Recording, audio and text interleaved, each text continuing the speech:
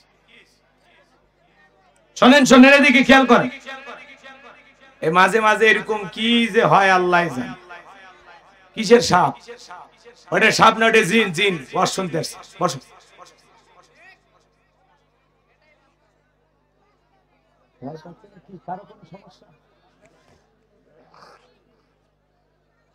ভাই থামেন, থামেন, বসেন বসেন। আরে ভয় নাই, ভয় নাই, বসেন। ছেলেবেলে বসো বাবা, বসো বসো বসো। ভাই হয়েছে কি ওইখানে, হয়েছে কি? বসেন। কোন ভয় পাচ্ছেন নাকি আপনারা? এমপি মন্ত্রীদের কথা বলাতে রাগে গেছে নাকি কেউ?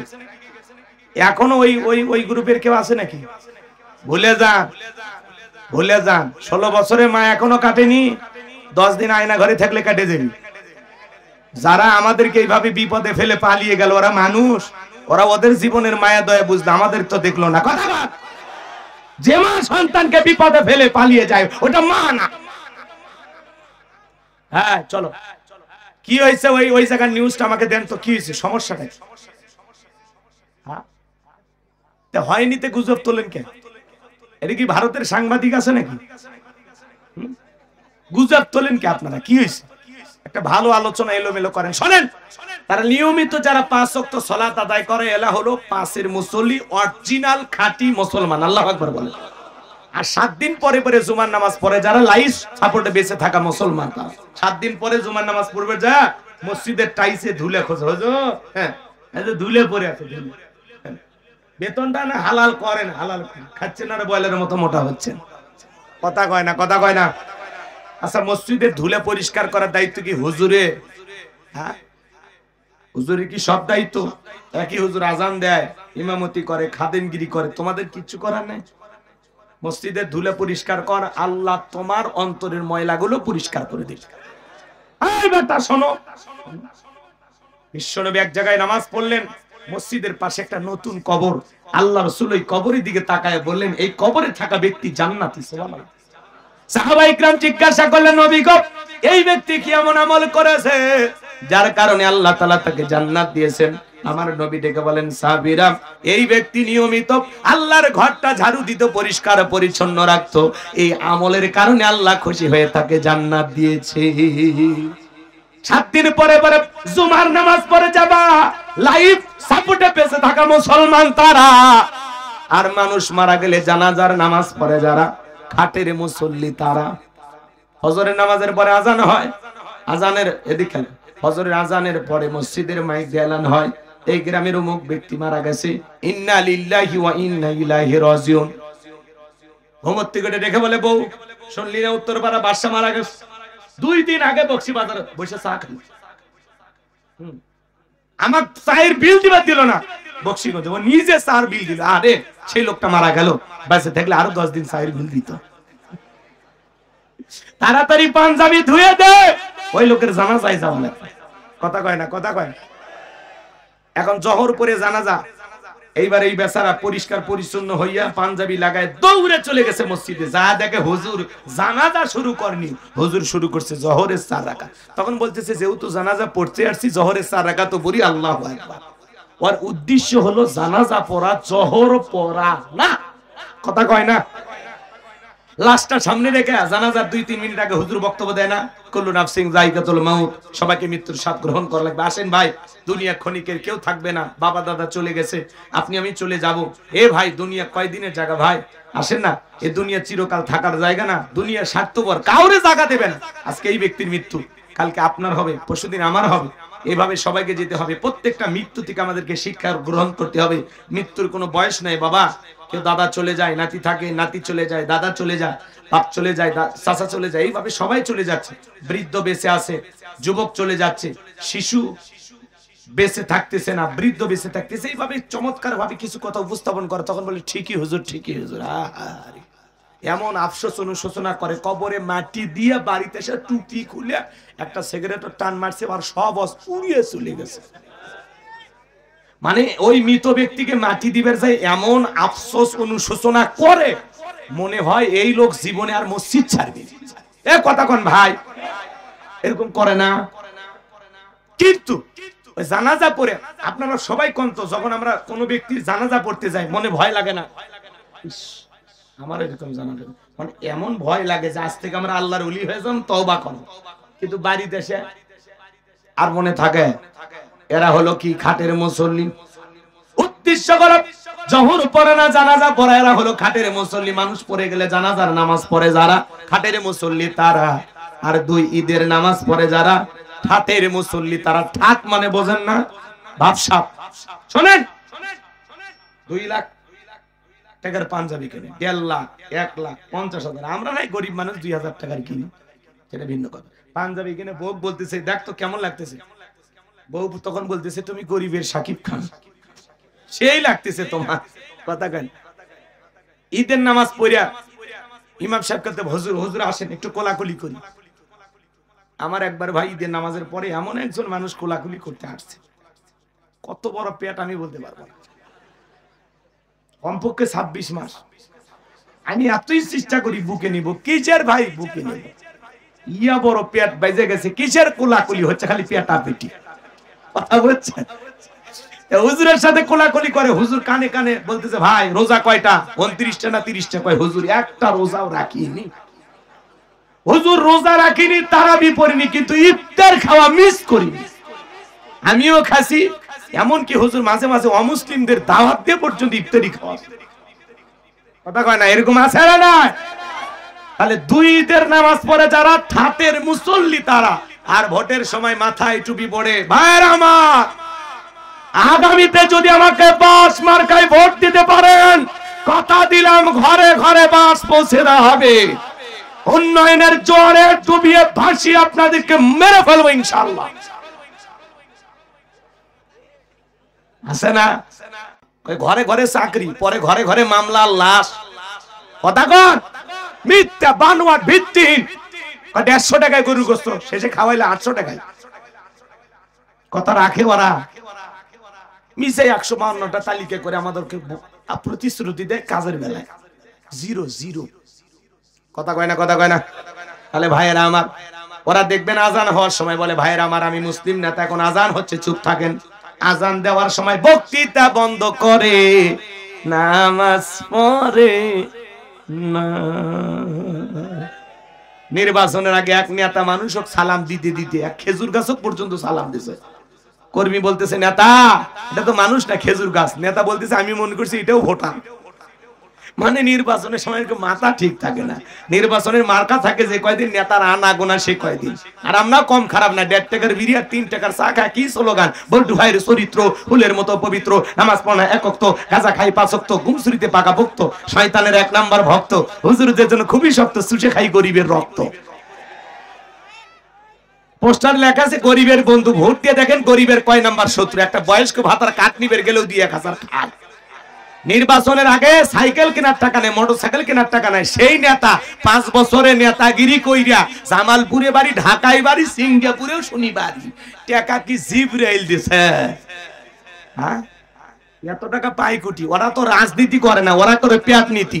এই দেশের জনগণের পকেট মারিয়া ডাকাতি কইরা ওরা রাজপ্রাসাদ করে। এমন নেতার সমাজে দরকার নাই। কথা কয় না কে? এখন রাজনীতি মানে বড় লোক হওয়া। জানেন নাকি আপনারা? ওই যে শিল্পী আইনউদ্দিন আল আজাদ মারা গেছে, কিন্তু আঞ্চলিক ভাষায় একটা গান গাইছিল, বলবো? রাগ করবেন না তো? গরম ভাতে বিলাই বেজার, উচিত কথাই মা ওই বেজার, কইতে গেলে কীর্তি রাজার মনে লাগে ভয়, আমরা গরিব হামা গরব দেখার মানুষ কেউ নাই। আরে ভাই ক্ষমতাতে যেতে পারলে জীবনে একবার, গাড়ি বাড়ি হতে রে ভাই দেরি হয় না তার, তাই তো মন চাই সব বেশিয়া ভোটেতে দাঁড়াই, আমরা গরিব হামা গরব দেখার মানুষ কেউ নাই। আরে ভোটের আগে চান্দু চাচা কইলো হামাগে রে, এমপি যদি হতে পারি দেব গোলা ভরে, এমপি হয়ে এখন দেখি চাচার নাগাল কিডা ভাই, আমরা গরিব হামা গরব দেখার মানুষ কেউ নাই। কথা কন না কেন? যাই হোক বাজান, ওইদিকে আর যাবো না, কষ্ট মনের মধ্যে নেবেন না। ফাসল্লিল রব্বিকা, রবের উদ্দেশ্যে সালাত। সালাত হবে একমাত্র আল্লাহর জন্য, আল্লাহকে রাজি খুশি করার জন্য। আল্লাহর ভয়ে আজ থেকে মসজিদে গিয়ে কারা কারা 5 ওয়াক্ত সালাত আদায় করবেন? 2 হাত তুলে আল্লাহকে দেখান। আল্লাহ আল্লাহ এই মাহফিলের সমস্ত মানুষদেরকে নামাজি বানায় দেন। এটা জোরে বলেন আমিন। আরো একবার বলেন আমিন। নামাজ পড়বেন তো ইনশাআল্লাহ? এই ওয়াদা ঠিক থাকবে তো ইনশাআল্লাহ?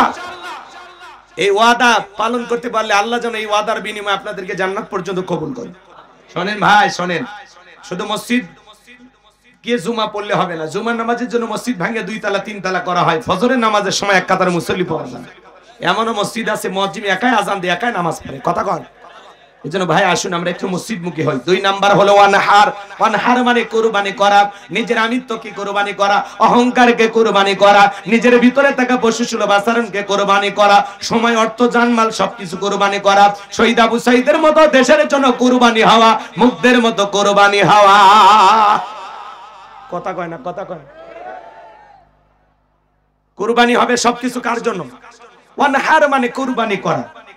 যারা কুরবানি দিবেন 3টা জিনিস খেয়াল রাখবেন। 1 নাম্বার হলো নিয়ত সহি, যে কুরবানি আল্লাহর জন্য, ছেলে মেয়ের জন্য না। অনেকে বলে কুরবানি না দিলে ছেলে মেয়ে মানুষের গোশতের দিকে তাকা থাকবে, অতএব কিস্তি তুলে হলেও দেব, কুরবানি হবে না। কথা কয় না। 2 নাম্বার হলো সুদের টাকা, ঘুষের টাকা, হারাম টাকা দিয়ে কুরবানি দিলে হবে না। হালাল উপার্জনের টাকা দিয়ে কুরবানি দেওয়া লাগবে। আল্লাহ পবিত্র, তিনি পবিত্র বস্তুকে ভালোবাসেন। হালাল উপার্জনের অর্থ দিয়া কুরবানি দেবেন ইনশাআল্লাহ। আর 3 নাম্বার হলো ফাসল্লি লিরাব্বিকা ওয়ানহার, আগে নামাজ পড়বা তারপরে কুরবানি করবা। কথা কয় না।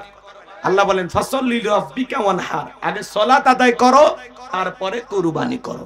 সালাতও হবে রবের জন্য, কুরবানিও হবে রবের জন্য। আপনি কয় লাখ টাকার গরু দিলেন আল্লাহ ওইটা দেখে না। আল্লাহ দেখে ওয়ালাকি ইয়ানালুহুত তাকওয়া মিনকুম। আল্লাহ বলে বান্দা তোর অন্তরে যেটা আছে আমি আল্লাহ ওইটাকে কবুল করি। তোমার নিয়ত সহি, টাকা হালাল। আপনি যদি 10,000 টাকার একটা ভেড়াও দেন, 20,000 টাকার একটা ছাগলও দেন, ওই ছাগল ভেড়া রক্ত জমিনে পড়ার আগে আল্লাহর কাছে কবুল হয়ে যাবে। বলুন সুবহানাল্লাহ। তাহলে কুরবানি হবে কার জন্য? মনে থাকবে তো ইনশাআল্লাহ। আর আমরা 7 জন গরু ভাগে কিনি, 4 জন দড়ি ধরে টানে, পিছন থেকে 3 জন ঠেলে। এমন দুর্বল গরু, যেই গরুর উপরে বয়স্ক ভাতা ওয়াজিব, এমন দুর্বল গরু কুরবানি দিলে হবে না। আল্লাহ বলেন তাসুরুন নাযিরিন, চমৎকার, আকর্ষণীয়, হুষ্টপুষ্ট, দেখতে সুন্দর এমন গাভী কুরবানি দেব ইনশাআল্লাহ। আর 3 নাম্বার ইন্না শানিয়া কাহুয়াল আবতার। আল্লাহু আকবার। আমার আল্লাহ ডেকে বলে নবী গো, যারা আপনাকে লেজ কাটারির বংশ বলে আপনি মন খারাপ করবেন না। ওই আবু লাবুদ বা সাইবা ওদেরকে আমি আল্লাহ নির্বংশ করে ছেড়ে দেব। নবী গো, আপনি কষ্ট মনের মধ্যে নেবেন না। আপনার সন্তানগুলোকে আমি আল্লাহ শিশুকালে নিয়েছি।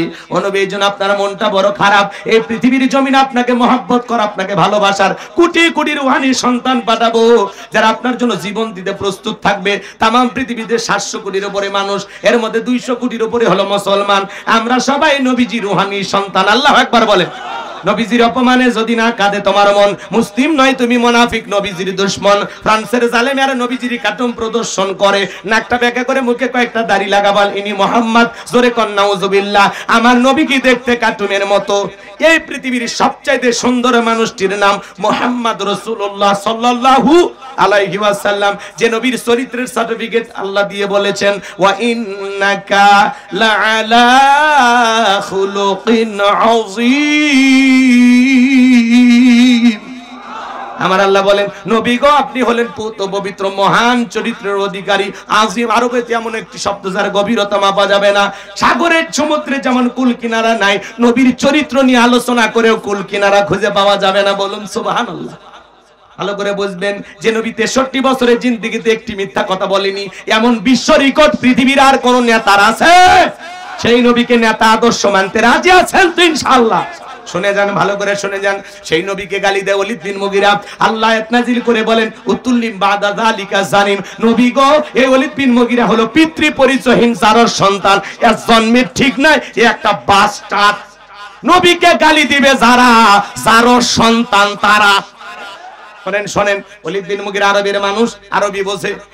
ডেকে বলে নবী এত বড় কথা, আমার পিতৃ পরিচয় ঠিক নাই। ঠিক আছে আপনি থাকেন। আমি বাড়িতে গেলাম, তার মায়ের নাম ছিল ঝরনা। যায় বলে মা করবি না কোনো তালবাহানা, নবী আমাকে বলেছেন উতুল্লিম বাদা যালিকা জানিম, আমি নাকি পিতৃ পরিচয়হীন জারর সন্তান। ওলীদ বিন মুগীরার মা চমকে উঠছে, আর মনে মনে ভাবে এত গোপন তত্ত্ব নবী জানলো কেমনে? নবী তো জানতেন না, নবীকে জানিয়ে দিয়েছেন তিনি কে? একটু জোরে বলেন কে? ওলীদ বিন মুগিরার মা বলে, বাবা আমারও বয়স হয়ে গেছে, আমি মিথ্যা কথা বলবো না। তোর বাবা ব্যবসা বাণিজ্যের কাজে এতটাই ব্যস্ত থাকে, তোর বাবা ব্যবসা আছে না, টাকা আছে না, কিন্তু তোর মায়ের মন বোঝে না। সে যে কেন আসে না, কিছু ভালো লাগে না, এবার আসুক, তারে আমি মজা দেখাবো। দেখবেন ভাইরা যখন বিদেশে থাকে, দেবররা স্লোগান দেয়, ভাবি ভাইয়া তোমার বর, আমি যে দেবর, ভেবে দেখো ভাবি কার কত দাবি, ভাই গেছে মালয়েশিয়া, আমি তো দেশে আসি। কথা কয় না, আছে না নাই? ভাবি তো রোমান্টিক ভাবি, খুশি হয়ে গেছে, এই কথা মডার্ন ভাবি বলে, তুমি শুধু এই কথা বলো, তোমার ভাই তো কিছুই বলে না।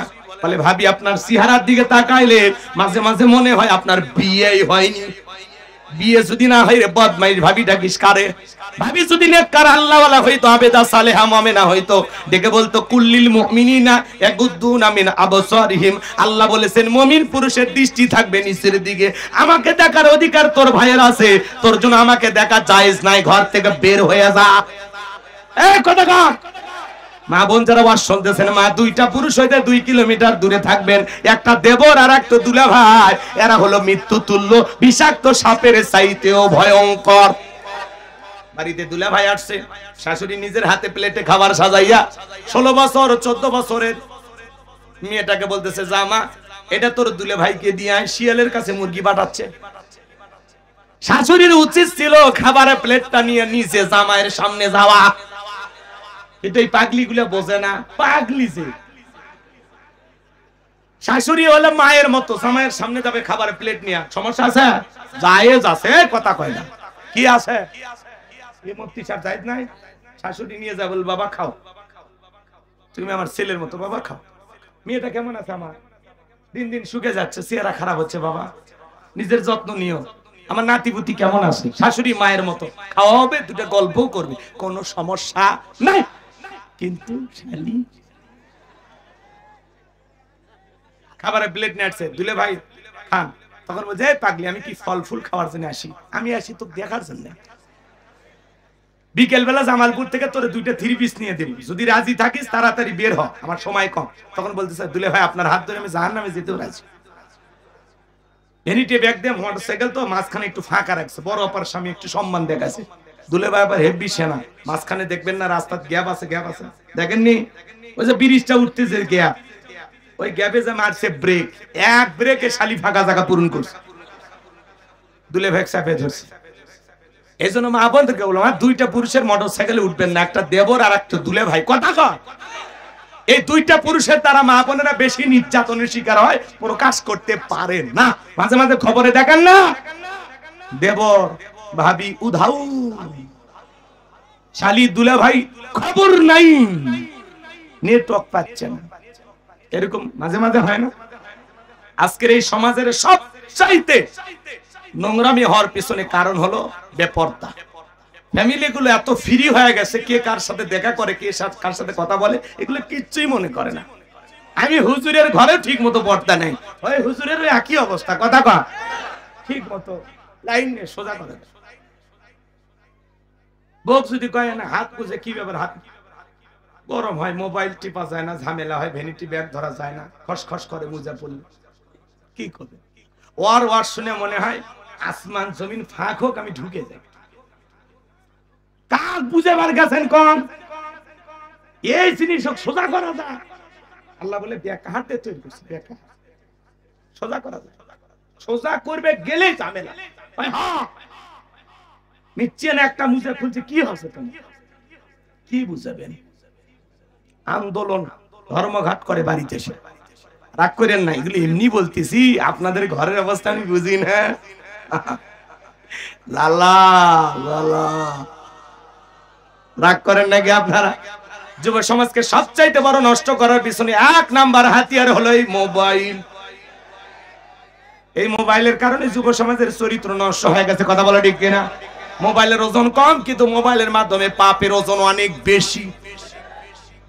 শোনো যুবক, ল্যাপের ভিতরে কম্বলের ভিতরে ঢুকে একা একা মোবাইলে কি দেখো, মাওয়াই গো, কথা কয় না। আজকে 2টা ভাত খাওয়া যাও কতুর মাছ দিয়ে নাকি, জামালপুর, তোমাদের আমি চিনি। রাগ করেন নাকি আপনারা? মন খারাপ করবেন না। এই মোবাইলে অশ্লীল গান বাজনা অশ্লীল ভিডিও দেখে আমাদের তরুণ তরুণীরা যুব সমাজ নষ্ট হয়ে যাচ্ছে। এছাড়াও ফ্রি ফায়ার, পাবজি, চাচাজি ভাতিজি কত ধরনের গেমস নামছে ভাই, কথা কর। অনলাইনে জুয়া আজকে যুব সমাজকে ধ্বংস করে দিচ্ছে। এমন গ্রাম আছে জুয়া খেলতে খেলতে নিঃস্ব, বইয়ের গহনা 3 পিস পর্যন্ত বেচে দিয়েছে। কোন দিন জান বউ বেচে দেয় আল্লাহ জানে। আরে নিঃস্ব হয়ে যাচ্ছে এই মোবাইলের কারণে, কথা ঠিক না? দেশে মোবাইল আইছে, চিঠি বন্ধ হইয়াছে, দিওয়ানা বানাইছে, ভোলা মাইয়ার মনের কথা ভাসে বাতাসে। ও দেখো ভোলা পানের মন বাদা ফেসবুকে এখন, ও দেখো ভোলা পানের মন বাদা ফেসবুকে এখন, মোবাইলে চ্যাটিং কইরা কাটায় সারাক্ষণ। এই মোবাইল পাইয়া দেখো মদনের মাইয়া, এই মোবাইল পাইয়া দেখো মদনের মাইয়া, কি কাণ্ড ঘটাইছে, স্বামী সংসার রাইখা নাকি পলাইয়া গেছে, সে যে স্বামী সন্তান রাইখা নাকি পালাইয়া গেছে। আছে না নাই? 2 বাচ্চার মা, 4 বাচ্চার মা পরকীয়া প্রেম কইরা স্বামী রাইখা সন্তান রাইখা আর একটা ছেলের হাত ধরে পালিয়ে যা, আছে না না? যে নারী সন্তান রেখে স্বামী রেখে আর একটা ছেলের হাত ধরে পালিয়ে যায়, ওটা নারী না, ওটা পাশানি ডাইনি বিশ্বাসঘাতক নারী, ওটা হলো নারী জাতির কলঙ্ক, কলঙ্ক, কলঙ্ক। কেমনে পারলি রে মা? এ বোন, তুমি কেমনে পারলা? তোমার 2-3টা বাচ্চা রেখে স্বামী রেখে কেমনে পারলা আর একটা পর পুরুষের হাত ধরতে? তোর অন্তরিকে আল্লাহর ভয় নাই? এ কথা হয় না কে? এই শোনো, এই পরকীয়ার অভিশাপে হাজারো পরিবার আজকে নিঃস্ব, জীবন একেবারে ধ্বংসের তার প্রান্তে চলে গেছে, কথা কর। এরকম সমাজে আছে না বাজান? আপনাদের এলাকায় শুরু হয়নি, এটা ভারতের দিল্লিতে শুরু হয়েছে পরকীয়া, এদেশেও আছে। আচ্ছা বলেন তো, একটা নারী কেমনে পারে বাচ্চা রাইখা সন্তান রাইখা আর একটা ছেলের হাত ধরতে? কেমনে পারে? আর কি জানে মায়া দয় নাই? বলে আমার স্বামী খারাপ। এই তোর স্বামী ফিরাউনের চাইতেও খারাপ। ফিরাউনের সংসার করে আসিয়া জান্নাত দেখতে দেখতে মারা যায়, কথা বলেন। আর তোমার স্বামী খারাপ না? 71 সাল থেকে আজ পর্যন্ত কয়টা বিয়ে হয়েছে? কয়টা পুরুষকে চেনো তুমি? 2-4 দিন মিষ্টি মিষ্টি কথা সবাই বলে, 2-4 দিন সংসার করো, আসল রূপ ফিরিয়ে আসবে, কথা বল। এজন্য মা, বিয়ের আগে অবৈধ প্রেম ভালোবাসা করা যাবে? খালি কি নারীদের দোষ? এক হাতে তালি বাজে, পুরুষের দোষ নাই। যুবকে শোনো বাবা, তোমার স্ত্রীর সাথে যদি কেউ পরকীয়া প্রেম করে মাইনে নিবা? অনেকে কথা বলেন এরা মানে ভালোবাসা শেয়ার করবে, কি ভাগাভাগি করবা নাকি? তোমার স্ত্রীর সাথে পরকীয়া প্রেম করলে তুমি মাইনে নিবা না? তোমার মেয়ের সাথে করলে, তোমার মায়ের সাথে, তোমার ফুফু খালার সাথে এরকম কেউ করলে মাইনা নেবা না? তাহলে ওই নারী কারো না কারো মা, কারো না কারো স্ত্রী, কারো না কারো মেয়ে, কারো না কারো খালা, কারো না কারো ফুফু। কেমনে পারলা যুবক? দেশে কি বিয়ের অভাব আছে? এই কথা কয় না, আমি তোমাদের চিনি না, কথা বলতে চাচ্ছ না? কত মেয়ে আছে স্বামী পরিত্যক্তা, 2-3টা বাচ্চা কাচ্চা, যাও বিয়ে করো, রেডিমেড বাচ্চা সব, আল্লাহ খুশি হবে, যাও। তা তো বিয়ে করো না। একটা নারীর স্বামীও আছে, সংসারও আছে, ওই জায়গায় যায় তুমি উকি ঝুঁকি মারো আর বলো ভাবি কেন যে বিয়ের আগে আমার সাথে দেখা হলো না ভাবি? আপনাকে দেখলে আমার ঘুম আসে না গো।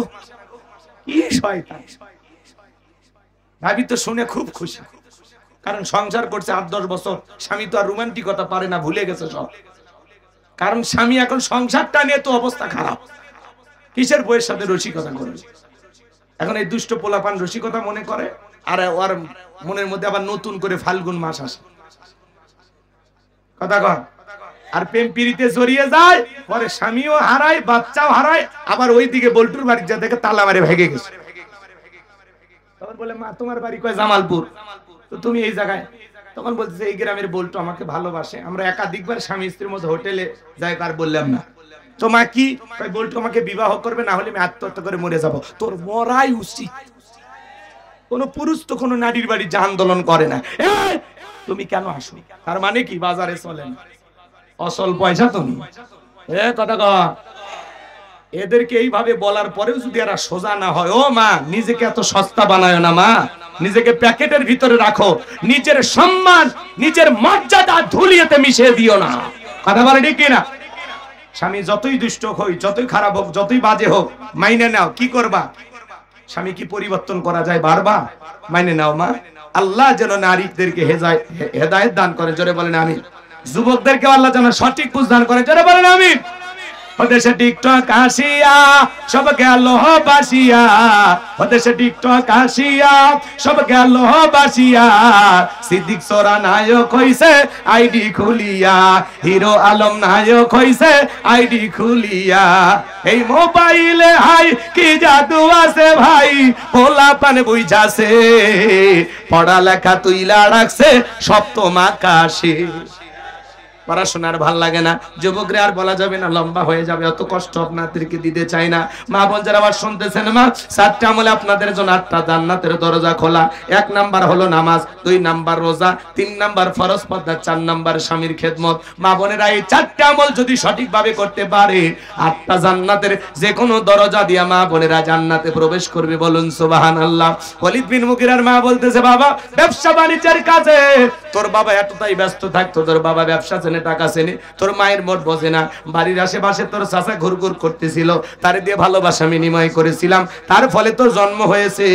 নবী যে তথ্য দিয়েছে 100% সত্য। আসলে তোর বাপ তোকে জন্ম দেয় নাই, তোরে জন্ম দিয়েছে তোর চাচা। কথা বলে না কেন? এই জন্য নবীকে গালি দেবে যারা, অবৈধ যারা সন্তান তারা। ভারতের যে কোলাঙ্গার গালি দিয়েছে ওটাও জারর সন্তান, বাংলাদেশে যে গালি দেয় ওটাও জারর সন্তান। মনে রাখবেন, কেউ যদি আমার বাপকে গালি দেয় মাইনে নেব, মারে গালি দেয় মাইনে নেব, কেউ যদি আমার দলকে গালি দেয় মাইনে নেব, কিন্তু বিশ্বনবী আমাদের কলিজার টুকরা নবী, নবী কিনে কুরুচিপূর্ণ বাজে ভাষায় মন্তব্য করবে যারা, নবীকে গালি দিবে যারা, ওই বেঈমানদের বুকের উপরে চইরা জিহ্বা টান দিয়ে সিরে কুকুরকে খাওয়ায় দেব। নবীজির অপমান মেনে নেওয়া হবে না, হবে না। নবীর জন্য কারা কারা জীবন দিতে প্রস্তুত, হাত তুলে আল্লাহকে দেখান। লিল্লাহি তাকবীর। বিশ্ব নবীর অপমান সইবে না রে মুসলমান। বলেন বিশ্ব নবীর অপমান। নবীর জন্য জীবন দিতে প্রস্তুত আছেন তো ইনশাআল্লাহ? আল্লাহ বক্তা শ্রোতা সবাইকে সত্যিকারে আশিকে রাসূল হওয়ার তৌফিক দান করুন, জোরে বলুন আমিন। আর কথা বাড়াবো না, চলেন আমরা এখন দোয়ার দিকে চলে যাই।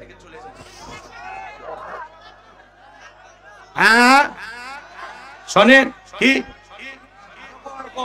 ওগুলো আর শুনবেন?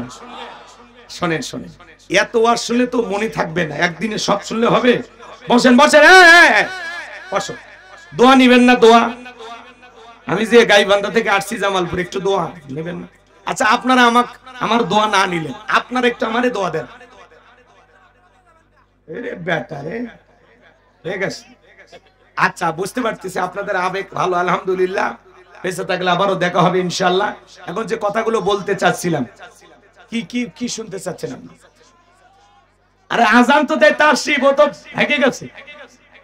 হ্যাঁ তাসরিফ বয়ান করছে না, ও আজান দেয়নি।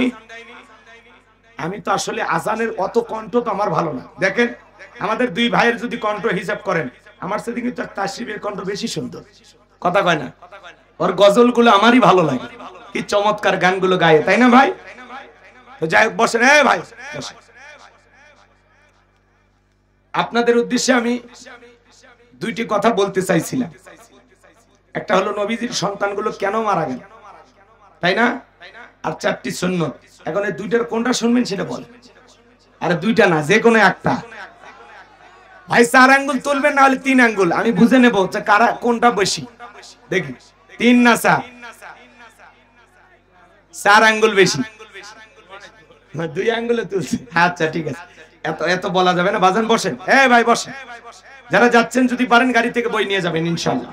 এবার শোনেন, তাকবীর দেন, লিল্লাহি তাকবীর। স্বামী স্ত্রীর দাম্পত্য জীবনে সুখ পেতে হলে 4টি সুন্নাত। কয়টি? 1 নাম্বার, বাড়ি থেকে যখন বের হয়ে যাবেন, আম্মা জান আয়েশা রাদিয়াল্লাহু তাআলা আনহা বলেন, আল্লাহ রাসূল যখন ঘর থেকে বের হয়ে যেতেন, আমার কপালে চুমো খেয়ে বাইরে যাইতেন। সুবহানাল্লাহ বলবেন না? তার মানে আপনি যখন ঘর থেকে বের হয়ে যাবেন আপনার স্ত্রীর কপালে একটা চুমু খেয়ে তারপরে বাহিরে যাবেন, এটা হলো নবীজির সুন্নত। কোন স্বামী যদি স্ত্রীকে চুমু খেয়ে বাহিরে যায় সে কোনোদিন তার স্ত্রীকে ভুলে যেতে পারবে? জোরে বলেন, ভুলে যেতে পারবে? আর 2 নাম্বার আম্মা জান আয়েশা ডেকে বলেন, নবীজি যখন বাইরে থেকে ঘরের ভিতরে প্রবেশ করতেন কিছু না কিছু আমার জন্য হাদিয়া নিয়ে আসতেন। বাইরে থেকে যখন আপনারা ঘরে আসবেন বিবির জন্য একটু ভালোবাসা নিয়ে আসবেন। আপনার বিবি যেটা খাইতে পছন্দ করে মাঝে মাঝে সেই হাদিয়াটা নিয়ে আসবেন। বিস্কুট খাই না কি খাই, কেক খাই না আপেল খাই, একটু শুনে আপনার স্ত্রী যে খাবারটা পছন্দ করে।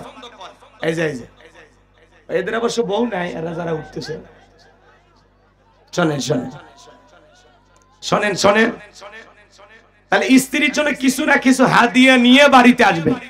মাঝে মাঝে বাদাম নিয়ে যাবেন। আপনার স্ত্রী খাইতে যা পছন্দ করে মাঝে মাঝে বলবেন, সোনা তুমি কি খাও? বিবি যখন বলবে আমার এইটা খাইতে ভালো লাগে, আপনার স্ত্রী পছন্দের খাবার কি এটা শোনার দরকার নাই? মাঝে মাঝে শুনে ওইটা নিয়ে যাবেন।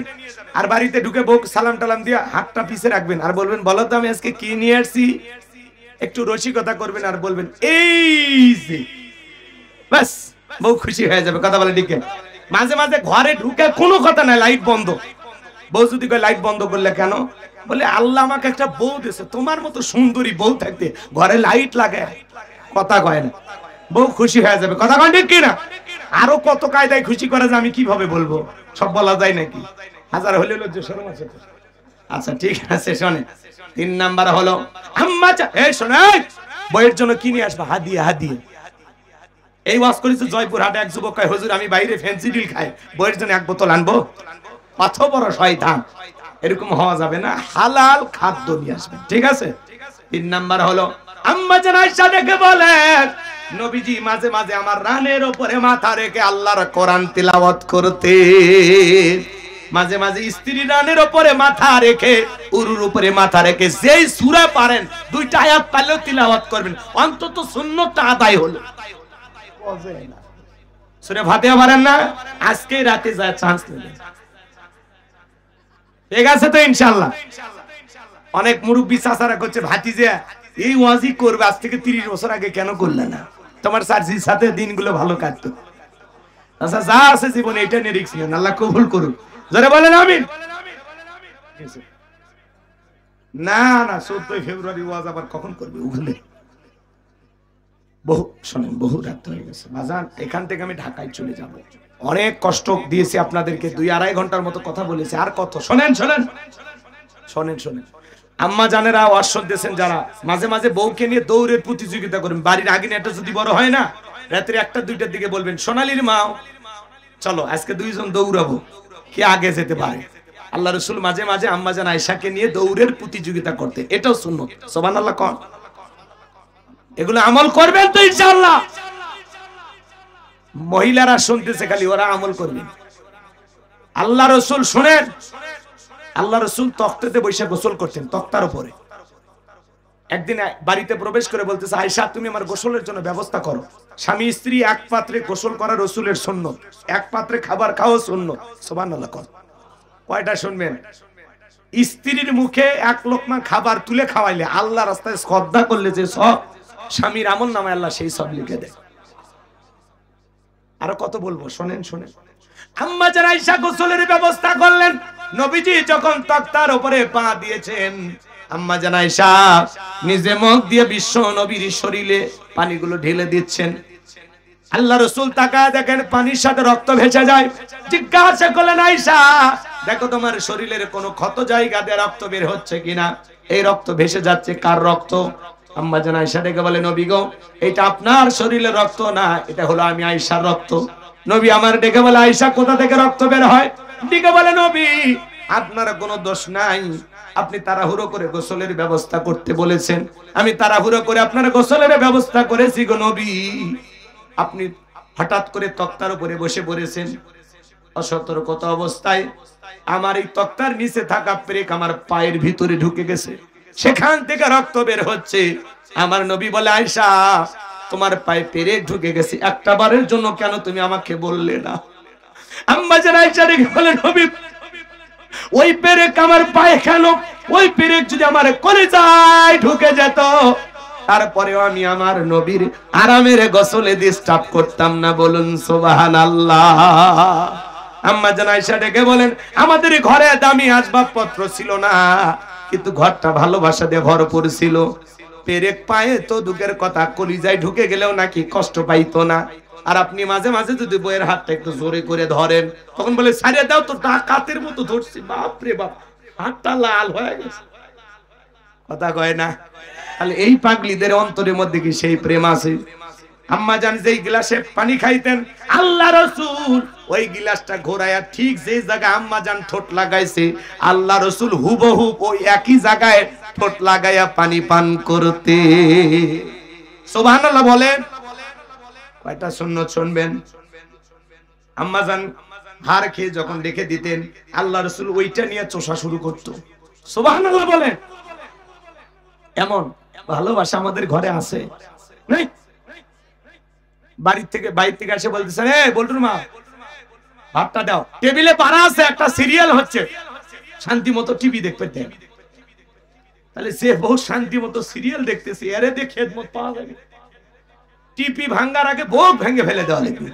কথা কয় না কে? দোষ আপনারও আছে বাজান। ডিশের লাইন টিপি কে কিনে দিছে? আপনি তো। আপনার সেবা করবি কেমনে? মাঝে মাঝে ওগুলো না দেখলে নষ্ট হবি না? ভালো হয়ে যান, ভালো হয়ে যান। মুসলমানের ঘরে টেলিভিশন থাকলে হবে, আর থাকে যদি সিরিয়ালের জন্য। আল্লাহ যেন মা বোনদের হেদায়েত দান করেন। স্টার জলসা জি বাংলা ধ্বংস করছে সোনার বাংলা। ওই আঁকি পাখি কিরণমালা বাংলাদেশের নারীদেরকে ধরায়া দিয়েছে প্রেমের জ্বালা। কথা বল। এগুলো সিরিয়ালের নিশায় পড়ে এদের চরিত্র ধ্বংস হয়ে গেছে। ওরা আর মানুষ নাই, ওরাও কটকটি হয়ে গেছে। আয় আর বেশি করলে ওরা খেতে যাবে কখন? পরের মাহফিলে দাওয়াত দিও, ঠিক আছে? তোমাকে